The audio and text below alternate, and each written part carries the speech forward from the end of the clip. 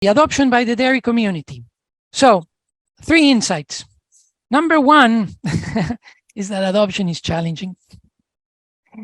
And so I want to make a point here.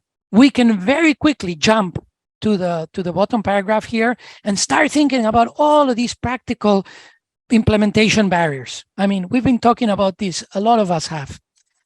But even before we jump to the implementation barriers, I think it's absolutely critical to understand and accept that individual actors within the value chain differ on what they're willing to accept on terms of safety, efficacy, and the trade-offs and benefits.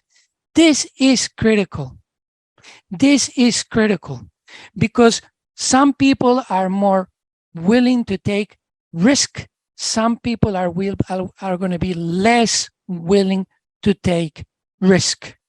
We cannot, as a value chain, come together and standardize risk-taking. So I think this one is a critical insight to be understood from that perspective. The next one is that apparently 3 key factors are the ones that drive adoption. In this particular case, because the main function is to reduce enteric methane emissions, the ability to claim those reductions with confidence is number 1. Obviously, this depends on those efficacy elements that we talked about earlier, right? Then you have to have the ability to market those environmental benefits, either through carbon credits or through premium pricing, right? And you have to do that in simple and relatable terms. And that's the difficult part here. Simple and relatable terms. We're trying to explain why we have confidence. We're trying to explain it to people that are not going to look at the scientific evidence. And then finally, there's got to be some element of consumer endorsement and willingness to pay for the fact that these products are just superior to what they're being offered at the moment. Finally, the very final insight is that, not surprisingly, adoption requires full value chain collaboration. And there are 4 elements here that I pointed out. Why do we need the full value chain collaboration? Because the scientific consensus on evidence needs to be done without cutting corners that compromise the integrity for the full value chain.